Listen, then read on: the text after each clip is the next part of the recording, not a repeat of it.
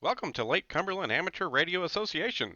You can find us at lcara.net, on Facebook, on YouTube, and on Instagram.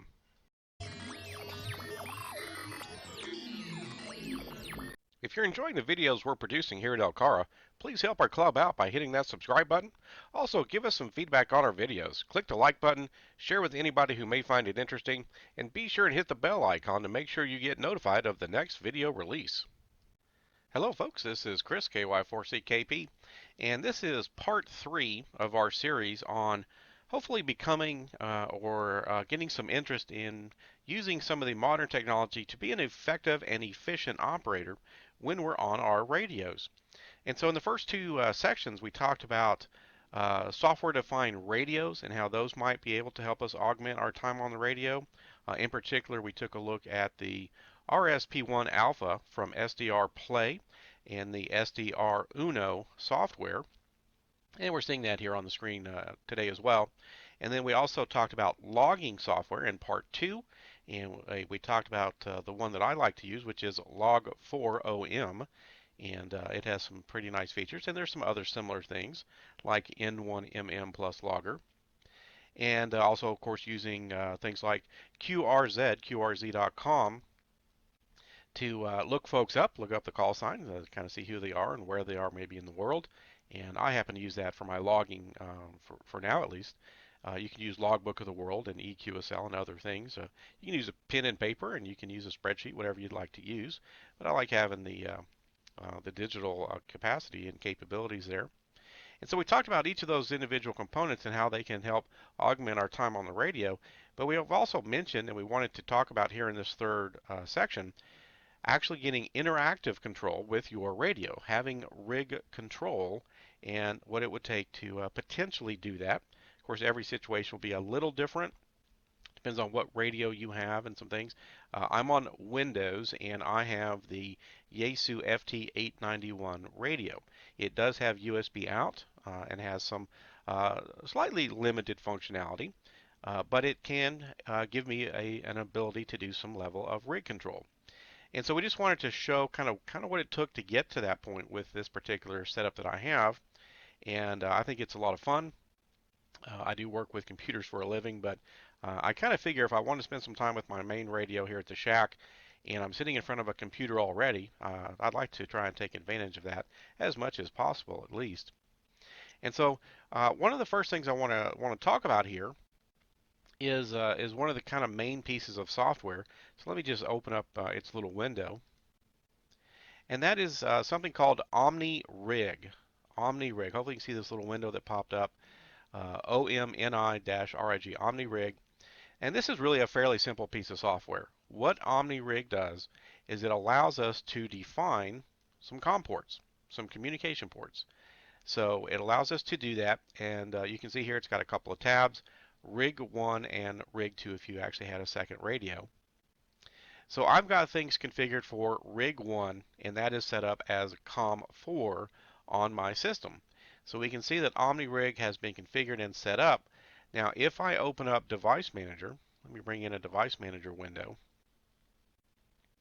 So if I bring in Device Manager, we can see when I come down here to the Ports section, COM and LPT, Communications and Printers, and we expand that, we can see that in fact COM4 has been created, and in OmniRig, if I click on Rig 2, we can see that one is defined as COM5. We can see that COM5 has been created as well. So that's what OmniRig allows us to do. It allows us to create these COM ports, and then we can use those for various software and things. So it's a really pretty simple piece of software. Now, I'll go ahead and get rid of this this Device Manager window. Just wanted to show that. With OmniRig, you may have to spend a little bit of time. You may have to go to a couple of forums, look up your radio, and then of course, depending on what operating system your computer is on, whether you're on Mac OS, maybe even pure Linux. Again, I'm on Windows 10. And you may have to play with a few settings. What I found that works well for this FT891, I went ahead and defined COM4. I've got the radio, and I'll put the picture in I'll inset the picture there of the configuration on the radio itself of 38400. Basically, If you use the old term, if you've worked with some computers a little bit, 8 in 1. 8 data bits, no parity, 8 in 1 or 8 in 2. How many stop bits? This is getting, in a way, a little bit technical, but you don't have to know everything there is to know about serial ports on a computer. I've found in the SDR Play folks found some suggestions that they recommend 2 stop bits for your configuration for the SDR Uno software-defined radio program and use with their hardware, the RSP1 Alpha. A lot of times, historically, if we had a serial port, we might have used 8 in 1, 8 data bits, no parity, 1 stop bit. But here I've got it configured for 2 stop bits and high RTS and things like that. So I spent a little time, kind of got that figured out. So we've got that configured. So let me just bring this over here for a second. And here in the top of my monitor, I've got all 3 main components I usually have spread across 3 different monitors. But SDR Uno's here at the top. You can see towards the bottom left we have log4om, and you can see I also have just a web browser open with qrz.com open, so I can look up call signs and things. Well, let's go to the main SDR Uno window, and it's the one that has the buttons where you can change your bands and things like that. And each one of these windows, and there's different windows and things you can have open for SDR Uno. You can kind of customize it and you know whatever you want to see and that kind of stuff. But for this kind of main window where you can see the main frequency set and that kind of stuff, you know whether you're lower sideband, upper sideband, volume, all that good stuff. Upper left corner for that one, settings little button, and you see there's several things in here, little left-right arrows. But you can see there's a section for CAT, right? Computer control. You could be running things that way. Maybe you've got a direct CAT type cable for your radio. But what I've got set up, and you can see for SDR Uno, there's actually this tab up here that's called ORIG, and that does specifically stand for OmniRig, and it is designed specifically to work with that piece of software. And so we saw that we have, and let me bring it back to the foreground, we saw that we had OmniRig set up. We saw that we had COM4 configured, so that's what I've told SDR Uno to work with. I said use so-called Rig1, and in Rig1 and OmniRig, I've got that configured. And I want to sync, you know, from the radio to the software to the radio, and have control. So it's relatively that simple. Again, you might have to do a little bit of looking around, depending on your radio and your operating system. You might use something other than OmniRig. There's probably things similar to that that would work with other OSs, or maybe there's a version of that. But it was relatively simple to get this running. I was reasonably impressed. And that way, you've now got those 2 components working together. So whenever I change things in SDR Uno, like if I use these buttons up here to change the band that I want to be on. Currently, if you can see up there, the orange highlight, we're on 40 meter band. You can see that 7150. If I click 20, it takes us over to the 20 meter band. Well, it just took my radio to the 20 meter band, right? I don't have a real good way to record the radio at the same time, but that's the point, is it's now controlling the radio. So you can switch bands that easily. Let's go to 80 meters. You could take a quick look. So you can start looking around the band, 17 meters, 18 meters. You can start hopping around that fast. And what I like about the getting into a level of radio control or rig control is I don't have to do quite so much through the front panel of the radio itself. I'll still do a couple things over there. Right now, I still do volume control directly on the radio itself. Of course, here in SDR Uno, whatever it's hearing, like looks like we have a signal right over here. Of course, it has its own volume. Let's just unmute that for a moment.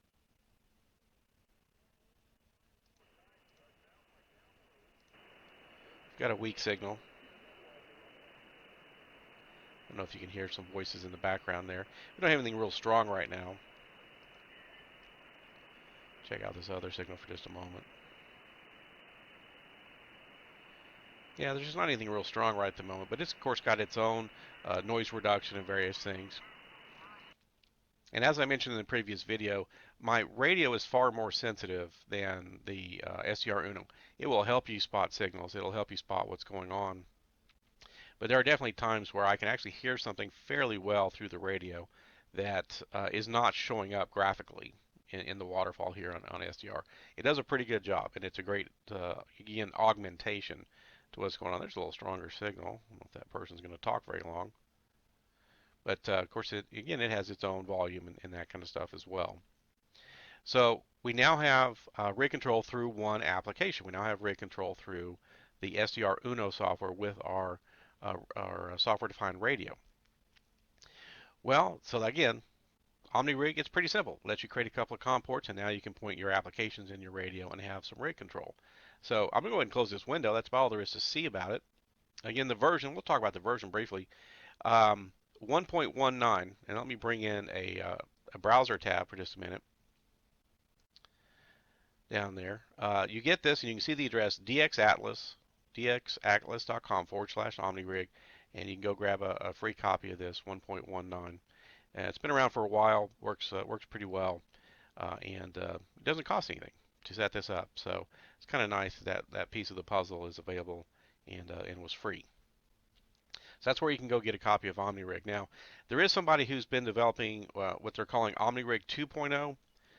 My understanding is that does not work with the SDR Uno software, at least not yet. Hopefully that will come a little bit later. And I'm not sure if that works with the Log4OM software quite yet. But of course, that would just one of the things we keep an eye on for any particular updates for software and things that may come along over time. So that's OmniRig. Let you set up a couple of COM ports, and then you can configure your radio and your software to run through those COM ports, and then we can get this entry level of rig control. Even for a relatively modest radio like the FT891. It's a very nice little radio, but it's not real expensive, and it doesn't have some of the higher end features, but we can at least achieve a level of rig control. So we've got rig control set up and working now with SDR Uno. That's nice. Let's go back over here and take another look at Log4OM here in the bottom left corner of my window. And let's go into its settings. So as you can see, we go under settings, options, and you can set up your station info and some of the settings for the software if you're going to log to a particular log site. I've got it set up for QRZ. But you can see there's a tab right here, which is what we want to look at right now, and it's called Cat and Clusters. Now the clusters is that feature we talked about, and you can see it peeking in down there at the bottom of the Log4OM window. That's where when people make contacts, they can report it, and then everybody gets to see that. Everybody gets to see who's active right then. So that's what they're talking about with the clusters. But we've got this section here called Cat, right? Again, computer control. And look, it's got a section for OmniRig. OmniRig's been around a while, and a number of software packages can work with it, along with other things. You can see HamLib, and you can have an external, like physical cable and things. So again, I'm going to go through OmniRig. So I hit that section and open the Cat, open the cluster so I can see it. Cat will be able to change things interactively with the radio, and you just enable it, right? We configured OmniRig, and now these other software programs can run through it and use it. So that's how I've got Log4OM configured, running right through OmniRig. And again, if I were to click on or double click on one of the listings here, so we're currently on 40 meters. Let's look at our list. New Zealand was talking not too long ago. If I click on New Zealand, that listing one time, looks like they're active because they just popped up again at the top of the list. But if I click on that, it'll look up look up that call sign, and if it can find it in QRZ, I can do a lookup. So if I click lookup, we kind of talked about this the other day in the second video. It'll open up a tab, and if the internet's going to work for us, it'll open up a tab to QRZ. It'll look up that log sign. You can see it's trying at least to go to QRZ. QRZ is running a little bit sluggish maybe right now. There we go. Pulls up QRZ, pulls up the call sign, lets you look it up. All you have to do is click on it and go to the lookup button. But the other thing we can do, again, now that we've connected Log4OM to the radio through the OmniRig configuration, if I double click on that listing, it actually took my radio to the 7150 listing. And you'll notice that up here, of course, in SDR Uno, it's showing 7150. If we have any other, see if we have anybody else on Yeah, New Zealand's been a little bit busy. Barely hearing them.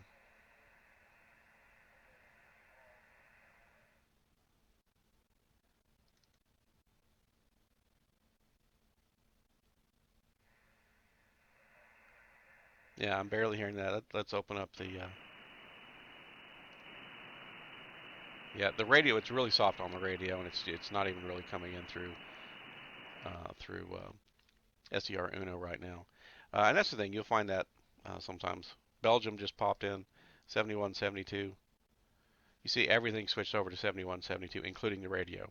So now we have this interactive control between two kinds of software and the radio, and we can work with that. I can manually tune on the radio and look both software packages update in real time, or at least near real time. So we have this interactive sort of three-way control. In SDR Uno, I can click on a signal that I see in the band, the waterfall, and I can drag that around. And I can go there, and it updates everything. I'm going to tune. That's probably 272. Let's see if we can hear.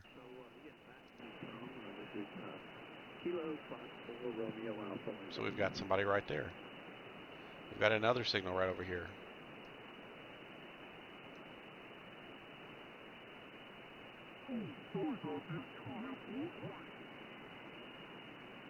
Not sure exactly what the frequency is, and there, of course, people talk intermittently, and sometimes you only hear one side of the conversation.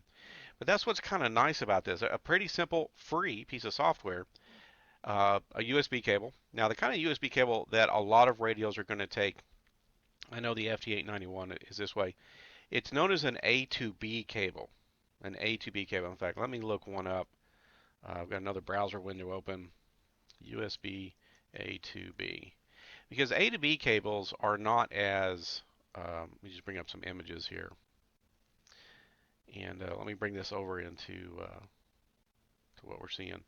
So A to B cables, some of you might remember these. We don't use them as much, especially anymore. Sometimes we call them a printer cable. A lot of times USB connected printers use these kind of original classic, what we're called A to B. The A part we're kind of used to. That's kind of the flat part that everything still has today. But it's that more kind of square as opposed to horizontal component. That's sort of the B of the more original style cables. So a lot of printers tend to use these. Some radios tend to use these. All right, so you can look on the back of your radio and see if it has that kind of a port. That's what mine takes. Now I was fortunate. I had a couple of these cables laying around from various printers and things. If you don't have one, you can still get these on Amazon or your shopping of choice. Finding one of these in a retail store, maybe not. They're not as common as they once were, but certainly online, there's eBay and multiple sources where you can find those A to B cables to do that. All right. So we've got our cable connected to the radio. Radio is connected to the computer. We've got our virtual COM port configured through OmniRig. We've got our software configured through OmniRig, and we now have a version of Rig Control. Now there's one more component. I'm going to close a couple of these windows here in this little browser since it's not very big. There's one more component we want to talk about just kind of briefly. And it's what helps make a lot of this interactivity flow a little bit better and a little bit nicer to deal with. There's another piece of hardware that I have in the mix here that kind of greases the wheels and makes things a little bit nicer. So let me bring in this other tab. And this is a hardware device from MFJ, right? Our buddies over at MFJ. And it's the 1708B edition dash SDR. And this is a little, and I'll put a picture of mine connected to my RSP1 Alpha. But you can see this is their web page. It's a little box, not very big. Again, I'll drop in a picture here of mine. But what this does is you can see it has some antenna connections. It allows you to connect your main antenna to this little box. And you can see it's kind of a splitter, has two more connections. Then you take a jumper and you take one connection to your radio, and you can take that other connection to your software-defined radio. So that's in fact what I've got going on. I've got this little box sort of in line with everything. And the job of this little box is to split the signal so your radio can see it and the software-defined radio can see it as well. But the other job of this box, and you'll see it described as RF sense or RF sensing So the point of this is when I go and when I push the mic button on the radio, I'm about to send out a significant amount of power. If we didn't do something about that, it would damage the software-defined radio. Okay, so what we want is something that will allow us to bring the incoming signal to two radios, but then when we transmit on the transceiver, the main radio side, we don't want that outgoing power signal to damage the SDR. And so this switches and prevents that from happening. So that way you can have the incoming to both sides, but the outgoing is not going to damage your SDR. And so it's RF sensing. Now you can do a manual way of doing this. I've got the settings for this little thing tuned up so it responds as fast as possible, and it shouldn't allow anything to damage the SDR. So far, it's been working great for several weeks, a couple of months now. So that's the other sort of magic piece of the puzzle: a free piece of software, and then a piece of hardware that does cost a little bit of money. Right? You can see the price there, about $120. This stuff's not necessarily for everybody, but if you want to slowly work on setting some things up, you can use SDR software by itself. You can use Log4OM by itself. Okay, Log4OM you could set up with OmniRig and have that control, right?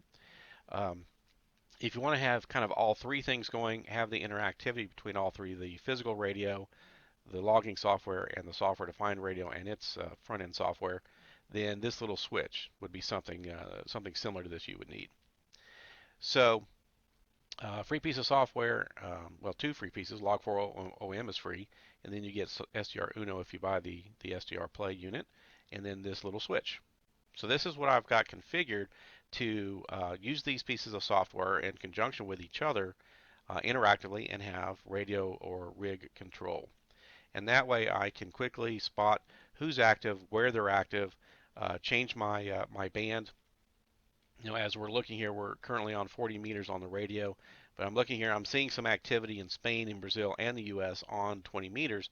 So if I want to switch over, I can just go to SDR Uno, hit 20 meters real fast. Everything just switched over to 20 meters. The radio, the logging software, of course, SDR Uno itself. And of course now its waterfall is going to begin showing me 20 meters. And right now we're not really seeing a whole lot. Again, even when I don't see a whole lot in this waterfall, I can check my radio. I can go to any of these signals down here in Log4OM. You can see that 14222, somebody from Brazil was on. If I double click that, takes my radio, takes itself, and of course it also passes back over to SDR Uno. Everything's on 14222, and I could listen for that. I'm not hearing anything right now, and that's the thing is sometimes you'll see something and you don't always hear it. But don't just, if you were going to set something similar to what I have set up here, don't just look at the waterfall and say, oh, there's nothing there. Because sometimes when it's not showing me anything, I still hear stuff on the radio, and I still even can occasionally make a contact, even though it's going to be, a 5.1 or a 4.9 or a pretty light weak signal. Doesn't mean you can't get through. You're not always going to get through. But these tools will help, right? They help us to spot and identify activities. Go back over to 40 meters, 80 meters. You can hop your bands very quickly, see what's happening, see what's going on. And between the waterfall of the software-defined radio and the clusters, right, which is just that reporting of the contacts through Log4OM, N1MM logger also does a similar thing. It can maybe help you spot the activities that are out there, so you can go right to those. Again, maybe spend less time looking for contacts and maybe some more time actually on the mic. So that kind of wraps it up, I think. OmniRig, I'm going to just open that up again, just so we can see it again. Set up OmniRig. It's a free little piece of software, at least for Windows. And then that'll create your COM ports in your computer, and then set up your software. And if you have the MFJ 1708B that we see there in the browser, then you can safely use all three setups, or your real radio and the software-defined radio simultaneously, and you're not going to damage the software-defined radio. So that's what I've got set up, and I just kind of wanted to show this. Again, the point of this series is largely about possibilities. What kinds of things are out there? What are some of the options we have available? you may have to do a little bit of digging on your particular situation with your particular radio. But that's basically what I did, and I said, oh, what kind of things are out there? What can we do? Why does my radio have a USB port on the back? And it just kind of led to some of these discoveries. And there's further videos on all these, and of course each one of these has their own tech support and websites and things out there. So again, it's just kind of helping make sure that we are aware of what some of the possibilities are. Yeah, these won't be for everybody, but I think some of us might enjoy this kind of thing. So I think we'll wrap this one up. This part of the series, we might have a part four. We'll see what's going on. I think Brian KY4BDP and I were talking. There might end up being a part four to this. We'll see. But this kind of wraps up the initial concept of this little series for using software-defined radio, logging software, and a couple of other components, some software and a little hardware device to give us some rig control. So this is Chris, KY4CKP. We'll go ahead and wrap it up for Lake Cumberland Amateur Radio Association 73.